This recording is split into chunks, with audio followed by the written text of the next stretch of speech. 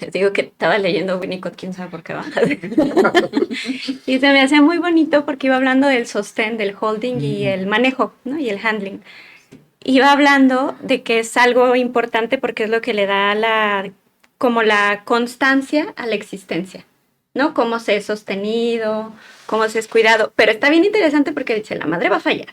El ambiente va a fallar y ni siquiera habla solo de la madre. Dice, cuando hablo de la madre, hablo de la parte materna del padre también. Sí.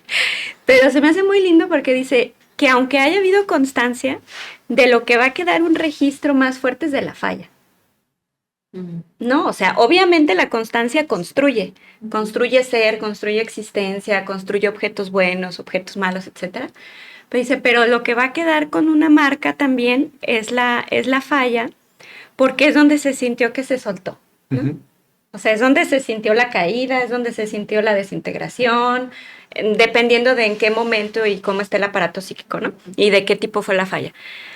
Pero yo lo iba pensando y decía, bueno, es que también ahí es donde se puede abrir la capacidad de amor, porque es donde se descubre que el objeto es otro, que no estamos uno mismo, que no, o sea, pues que es otro y que por lo tanto se va a equivocar porque no soy yo. Y ni siquiera podemos pensar que tanto es una equivocación, sino porque lo vivimos como una ofensa, ¿no? Que el otro no sea yo. Y pues ahí entramos al narcisismo, pensando en las instancias, porque ya si metemos al narcisismo y al super yo, pues todavía se pone más intenso el asunto, ¿no? Pero en todo eso, yo lo que iba pensando es como que aunque es algo silencioso, a veces esa capacidad de sentir que hubo pues este sostén, este manejo que me mantuvo vivo, ¿no?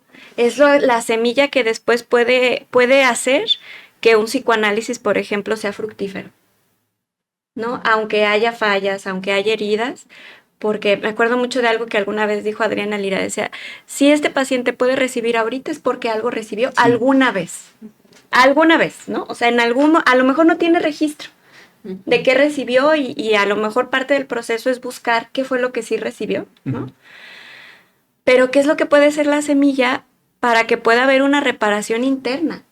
O sea, que yo creo que luego lo difícil en un proceso psicoanalítico cuando hay un daño real de un objeto es separar el perdón respecto a los objetos en lo concreto y lo que tiene que ver con lo interno, que son los objetos internos. O sea, yo puedo no querer volver a ver a alguien porque me hizo daño, por ejemplo, y decir, y pues un límite para cuidarme es no te vuelvo a ver, pero vivir a gusto. Exacto. O no volverlo a ver y vivir atormentado por el rencor, por la propia culpa inconsciente, por la persecución, ¿no? Si yo tengo deseo de venganza, mientras más grande y poco matizado es ese deseo de venganza, pues más persecutorio se va a volver el objeto aunque no lo tenga conmigo, ¿no? En mi mente. Y por otro lado pensaba que eso también se puede extrapolar a la vida. O sea, cuando perdemos a un ser querido, por ejemplo, o nos sucede algo pues desafortunado en la vida, porque pues sí, la vida es injusta, ¿no? También a veces es difícil perdonar en ese sentido, pues a la vida, ¿no? O los que son creyentes a Dios, o al universo, lo que sea que uno lo atribuya, ¿no? Como ese objeto bueno. Y poder decir, bueno, esto pasó, pero hacer todo el proceso, decir, pero tengo esto bueno. Y es un trabajo muy complejo, pensando cómo poderlo rescatar desde lo psicoanalítico, ¿no? O sea, que no tiene que ver con el objeto en lo concreto, sino con cómo vamos guardando todas estas experiencias que vivimos internamente para nosotros mismos.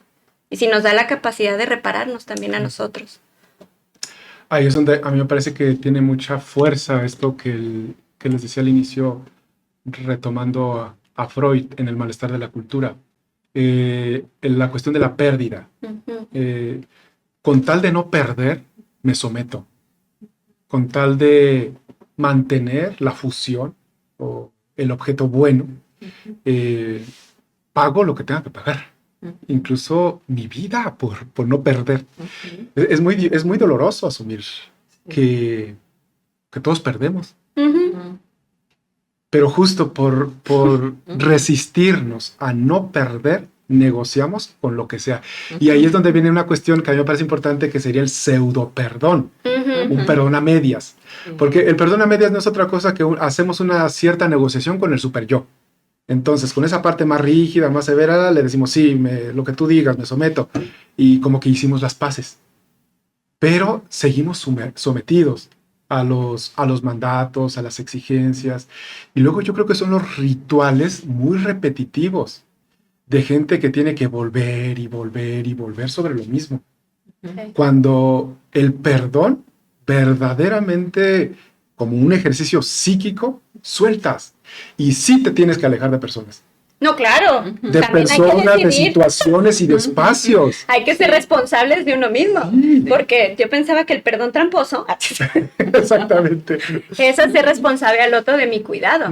Y ahí ya es una cosa sadomasoquista, ¿no? Y entonces yo estoy aquí y vemos si me maltratas o no me maltratas, y vemos si te perdono o no, y te castigo y te maltrato con mi perdón o no perdón, o te la cobro, ¿no? Sí. Entonces yo pensaba también que difícil, porque si yo tengo esta sensación de ofensa tan grande, puedo buscar, por ejemplo, la culpa o dañar o que me dañen para justificar esto que siento. O sea, para que tenga una justificación también el enojo que puedo tener, el odio que puedo tener, las ganas de venganza que puedo tener, y que no necesariamente van hacia un objeto, sino, pues ahora sí que es algo más interno. Y por otro lado, fíjense, estaba pensando ahorita en Máximo Recalcati, que habla justo del perdón en las infidelidades, ¿no? Me van a perdonar el nombre del libro porque no me acuerdo. Pero va hablando de que el perdón justo como un don, pero habla que tiene que, para que sea verdadero, dice, es muy difícil relanzar una relación después de una infidelidad, porque tiene que haber un perdón verdadero. Por un lado, del que hizo la ofensa hacia sí mismo, y pues sí reparar, ¿no? O sea, también que sí sea una disculpa de verdad, ¿no? Y un arrepentimiento genuino para poder reparar. Y por otro lado, del ofendido, para poderse quitar del lugar de ofendido y decir, o sea, que ahí el perdón implica soltar la relación que hubo antes, porque ya no es, porque muchas veces, dice, lo que genera la ofensa es que todo lo que yo pensé que era nuestra relación no es. ¿No? Y es lo que yo pensé, además es lo peor de todo lo que yo pensé que tú eras, no eres, y no somos tú y yo uno mismo por siempre, ¿no? Y soltar eso para decir, ok, vamos a empezar de nuevo, sin que esto desaparezca. O sea, sí sucedió, pero vamos a partir de ahí movernos hacia adelante, ¿no? Sin que se acaben haciendo precisamente enlaces sadomasoquistas. Exacto.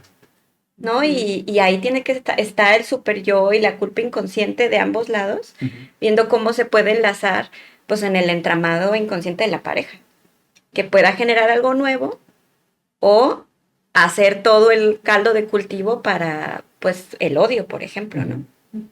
Es que es interesantísimo y muy delicado, porque luego decimos, ¿no? Como que el perdón es la posibilidad de borrón y cuenta nueva.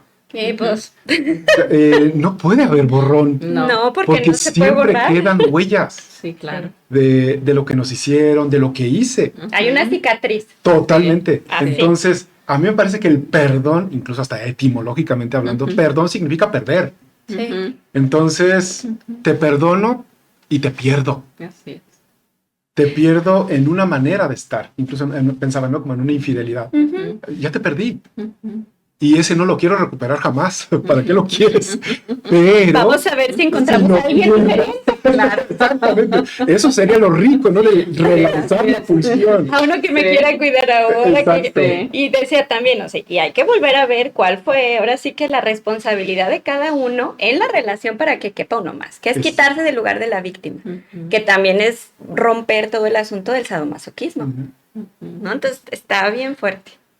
Antes tenemos un comentario. Muy bien. Lupita Ramírez dice, qué tema tan interesante el de hoy. Me cae como anillo al dedo, muchas gracias y saludos a todos. Muy en especial al maestro Juan. Tan linda, gracias Lupita.